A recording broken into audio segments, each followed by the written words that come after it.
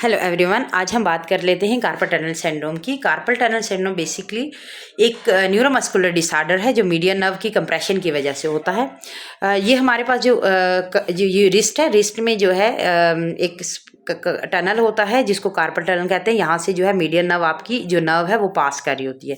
यहाँ पे multiple tendencies होते हैं जो और बीच में हमारे पास मीडियन नर्व होती है। किसी भी वजह से अगर यहाँ पे कंप्रेशन हो जाए तो उसकी वजह से क्या होगा, वीकनेस होगी आपके यहाँ पे हैंड में, टिंगलिंग होगी जैसे सुइयाँ चुभ रही हैं, नमनेस होगी, इसी तरह पेन होगा और आपकी जो ये ज़्यादातर होगा आपके हैंड में, फिंगर्स में। ठीक है, तो आपको जो है ये डिसऑर्डर हो सकता है। अगर हम इसके काजेज़ की अगर हम बात कर लेते हैं तो काजेज़ क्या होते हैं इसके, तो अगर आपने बहुत रिपीटेटिव हैंड मूवमेंट की हुई है, जैसे आप टाइपिंग कर रहे हो कंप्यूटर पे, या फिर आप राइटिंग कर रहे हो, बहुत ज़्यादा लिख रहे हो, या फिर आप स्विंग कर रहे हो, ठीक है, उसके साथ जो है फ्रीक्वेंट आपका हैंड का यूज, यानी कि आप फ्रीक्वेंट हैंड टूल्स जो यूज़ कर रहे हो, चाहे वो इधर आप किसी भी शोभा से से लिखो, तो अगर या फिर आपने जो अपनी जो रिस्ट को आपने ओवर यूज़ किया हुआ है तो उसकी वजह से ये हो सकता है। इसके साथ आपने जो आपकी जो प्रोलॉन्ग रिस्ट की फ्लेक्जन है, यानी आपने ये वाली पोजीशन अडाप्ट की हुई है फ्लेक्जन की में, जैसे कंप्यूटर यूज़र है वो जैसे ऐसे रख करके यूज़ कर रहे होते हैं, म्यूजिशियन है वो जो है वो अपने जो है गिटार के साथ यूज़ कर रहे हैं, या डिफरेंट इंस्ट्रूमेंट है उनके साथ जा रहे हैं, ड्राइवर हजरात जो हैं जो ड्राइविंग कर रहे होते हैं उनकी ज़्यादातर ये वाली पोजीशन आपके बना रहे होते हैं। तो उनमें हो सकता है, जैसे जो हमारे मैकेनिक्स हैं उनमें जो है ये प्रॉब्लम्स हो सकती है। ये हम उन लोगों में देखी गई क्योंकि उन्हें प्रोलॉन्ग फ्लेक्जन जो है वो करी होती है। इसी तरह कुछ मेडिकल कंडीशंस होती हैं जिनकी वजह से होती है, जैसे डायबिटीज़ अगर अल्लाह ना करे अगर आपको हुई हुई है तो उसकी वजह से यह है, इसमें नर्व डैमेज होने का खतरा ज़्यादा होता है, यानी कंप्रेस होने का खतरा ज़्यादा होता है। इसी तरह जो है हाइपरथायराइडिज्म अगर है किसी को, जिसमें क्या होता है सॉफ्ट टिश्यू की स्वेलिंग हो जाती है जिसकी वजह से नर्व की कंप्रेशन हो जाती है। इसी तरह अगर किसी को रूमेटॉइड अर्थराइटिस है, जॉइंट इन्फ्लेमेशन है, उसमें कार्पल टनल में भी प्रेशर बढ़ सकता है।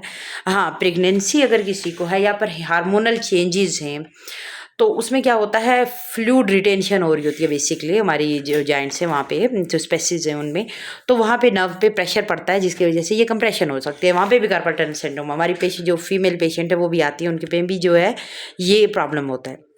देन है रिस्ट इंजरीज अगर किसी की हुई है, जैसे अगर कहीं मैं कहूँगी अगर किसी की फ्रैक्चर हुआ हुआ है या फिर स्प्रेन है या फिर कहीं पे ट्रॉमा हुआ हुआ है, उसकी वजह से भी जो नैरो हो जाता है आपका यहाँ पे, तो देन ये कार्पल टनल डेवलप हो सकता है। देन अगर हम मैं बात करूँ कि ओबेसिटी की, तो ओबेसिटी जो है वो भी एक, क्योंकि एक्स्ट्रा वेट आपका जो है वो रिस्ट पे आल रहा है जिसकी वजह से स्ट्रक्चर्स है उन पर क्या होता है, एक दबाव बढ़ जाता है, तो उसमें भी जो है हमारे पास ये इसकी जो है चांसेस ज़्यादा होते हैं। अगर हम सिम्टम्स की बात करें कि क्या सिम्टम होते हैं जिसकी वजह से ये जो है इंक्रीज़ होता है, तो हमारे पास नमनेस होता है, यानी आपको फीलिंग जो है वो नमनेस की होगी, कि उसके साथ टिंगलिंग होगी जैसे कि सुइयाँ चुभ रही हैं। इसी तरह जो ये जाती है हमारे पास थंब में, इंडेक्स फिंगर में, मिडल और रिंग फिंगर में जाती हैं। आपको पिन्स एंड नीडल, जैसे हम कहते हैं ना, मैं काफ़ी देर बैठा रहा हूँ और मेरी सुइयाँ चल रही हैं या मेरी हैवीनेस हो रही है, तो वो आपको फील होगा ऐसे। देन हैंड की वीकनेस होगी आपकी, जो जैसे अगर आपकी वीकनेस, जैसे आप कोई किसी चीज़ को ग्रैप्स करते हो, यानी आपकी ग्रिप जो है वो क्या हो जाती है, कमज़ोर हो जाती है, यानी हैंड वीकनेस इसको इंडिकेट करता है। देन हमारे पास है पेन एंड ब्रूजिंग भी जो है वो आपको मिल सकती है। पेन और बर्निंग सेंसेशन होती है कि आपको लगे जलन वाली सेंसेशन आ रही है आपकी हैंड में, ठीक है। ज़्यादातर ये जो है पेन के साथ ज़्यादा तो आपको महसूस हो रहा होता है। इसी तरह जो है वो आपको डिफरेंट जो आपके फाइन मोटर स्किल्स हैं, यानी कि जो छोटा छोटा काम करने वाले काम है, ठीक है, उनमें आपको टास्क हैं वो उनमें प्रॉब्लम हो सकती है। फाइन मोटर टास्क जो होते हैं ना, जैसे आपने स्टिचिंग कर रहे हो या फिर आप बटन बांध रहे हो या फिर कोई आप छोटी छोटी फाइन मोटर एक्टिविटी कर रहे हो, जैसे कि राइटिंग हो गया, स्मॉल ऑब्जेक्ट को पकड़ने में आपको मुश्किल हो सकती है, ये सारी चीज़ें। Then wrist stiffness in the morning, जो रिस्ट की स्टिफनेस है मॉर्निंग में हो सकती है आपके पास, जैसे सुबह उठते हो तो आपको स्टिफनेस हो रही है, दर्द हो रहा है बहुत ज़्यादा, या फिर आप स्टिफ हुआ हुआ है, तो आपको ये सिम्टम आपको मिल सकते हैं। देन अगर हम बात करें अगर इसकी मैनेजमेंट की बात करें कि किस तरीके से हम क्या कौन कौन जो है इसको ठीक कर सकता है, हमारे पास फिजियोथेरेपी मैनेजमेंट है, मेडिसिन भी है, हर्बल मेडिसिन भी है, ट्रेडिशनल मेडिसिन ट्रीटमेंट भी दिया जाता है। तो अगर हम बात कर रहे थे फिजियोथेरेपी मैनेजमेंट की, तो फिजियोथेरेपी में हम क्या करते हैं, बेसिकली हमारा काम होता है कि हम जो मोबिलिटी है, क्योंकि हम बहुत ज़्यादा एक्टिविटी है उसको कम करना हमारा काम होता है, और पेन मैनेजमेंट को फिजियोथेरेपी का काम होता है कि एक मोबिलिटी को बेहतर करना, और दूसरा है पेन मैनेजमेंट में काम करना। पेन मैनेजमेंट के लिए हम क्या कर रहे होते हैं, बेसिकली पेशेंट को पेन है या इन्फ्लामेशन है तो उसकी मैनेजमेंट करेंगे। पहले हमारे पास कुछ एक मोडेलिटीज़ होती हैं, जिससे हमारे पास स्टेंट्स है, ठीक है। Trans electrical stimulation, transcutaneous electrical nerve stimulation है, उसके साथ हम पेन मैनेजमेंट करते हैं। इसी तरह हमारे पास अल्ट्रासाउंड थेरेपी है, deep tissue model heating modalities होती हैं। इसी तरह क्रायोथेरेपी, आइस थेरेपी हम यूज़ कर रहे होते हैं। Soft tissue mobilization and stretching techniques है वो हम करते हैं।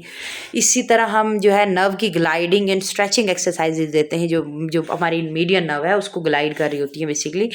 वो नर्व की मोबिलिटी के लिए ये इंपॉर्टेंट है ये एक्सरसाइजेज। इसी तरह जो है रिस्ट के फ्लेक्सर और एक्सटेंसर जो है मसल की, ये टाइट हो रहे होते हैं तो उनको हम क्या करते हैं, स्ट्रेचिंग करते हैं उनकी। और इसी तरह फिंगर की और थंब की भी स्ट्रेचिंग करते हैं ताकि वो फाइन मोटर जो टास्क करें या स्किल कर परफॉर्म करें उनमें बेहतरी आ सके।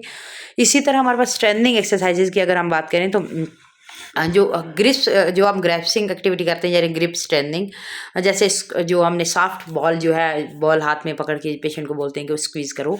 इसी तरह थेरेपेटिक एक्सरसाइजेज पेशेंट को बोलते होते हैं। इसी तरह फोर आर्म स्ट्रेंथनिंग के लिए जो रिस्ट कर्ल्स करवाते हैं, रजिस्टिव फिंगर एक्सटेंशन एक्सरसाइजेज करवा रहे होते हैं पेशेंट से। पोस्टरल और आर्गोनॉमिक्स मॉडिफिकेशन मोस्ट इंपॉर्टेंट है, ये हम पेशेंट को देते हैं ताकि जो है वो पोस्टरल मॉडिफिकेशन हो उन पर। देन पोस्टर के जैसे कि प्रॉपर हैंड पोजीशनिंग बताते हैं, जैसे अगर वो टाइपिंग कर रहा है या फिर राइटिंग कर रहा है या फिर, ताकि हम कहते हैं कि वो आप न्यूट्रल पोजीशन में अपनी जो है जो रिस्ट है उसको रखो।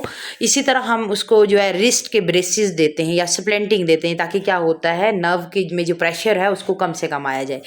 देन रिपीटेटिव हैंड जो मूवमेंट है, जैसे फ्रिक्वेंट ब्रेक्स का हम कहते हैं कि थोड़ी देर बाद आपने जो काम करे उसमें थोड़ा थोड़ा ब्रेक रखें और अपने जो हैंड है उसको ओवर यूज से बचाएं। Then medical and pharmacological management की बात करते हैं तो हम पेशेंट को पेन रिलीफ के लिए एनसेड्स देते हैं, जिनमें आइब्रोफेन्स वगैरह हैं वो देते हैं ताकि पेन और स्वेलिंग कम हो जाए। पैरास्टामोल जो है वो भी देते हैं ताकि माइल्ड पेन रिलीफ के लिए काम आती है। कॉर्टिकोस्टेरॉइड इंजेक्शन भी है, वो भी तब देते हैं जब सीवियर स्वेलिंग एंड इन्फ्लेमेशन होती है। जब विटामिन B12 एंड B6 जो सप्लीमेंट्स है वो देते हैं ताकि ये इंपॉर्टेंट इसलिए होते हैं क्योंकि ये नर्व की इन्फ्लेमेशन को कम करता है बेसिकली।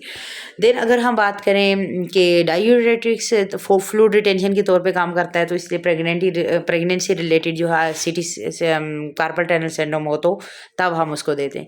अगर हम बात करें कि हर्बल मेडिसिन के हर्बल ट्रीटमेंट क्या है, तो हम ज़्यादातर पेशेंट को बोलते हैं कि वो जो है वो ज़्यादातर जो पेशेंट है वो ओमेगा 3 फैटी एसिड का इस्तेमाल करें। एक्यूपंक्चर या फिर एक्यूप्रेशर जो है वो ट्रेडिशनल मेडिसिन अप्रोच है वो उसको यूज़ करें। इसी तरह जो है एलोवेरा और मस्टर्ड ऑयल मसाज जो है वो पेशेंट को बोल रहे होते हैं कि आप ये भी कर। इसी तरह हमारे पास सर्जिकल मैनेजमेंट की अगर हम बात करते हैं तो सर्जिकल मैनेजमेंट में जो है वो हम पेशेंट को बोलते हैं कि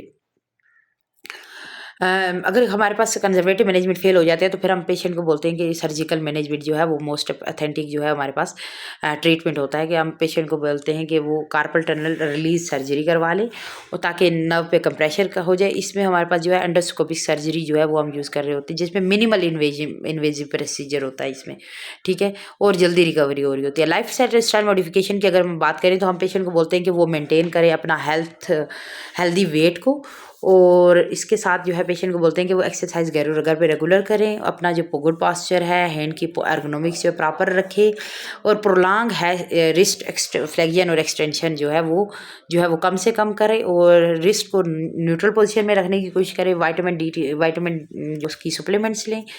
अगर आपको फिर भी जो है अगर आपको ये पेन है तो आप जो है अपने फिजियोथेरेपिस्ट से जो है वो इसका मशवरा लें, और जो है अपने जो फिजिशियन है उसके जो है अपनी प्रॉपर एडवाइस लें ताकि आपकी प्रॉपर अर्ली डायग्नोसिस हो जाए और प्रॉपर मैनेजमेंट हो सके। ठीक है, दैट्स ऑल फ्रॉम अस।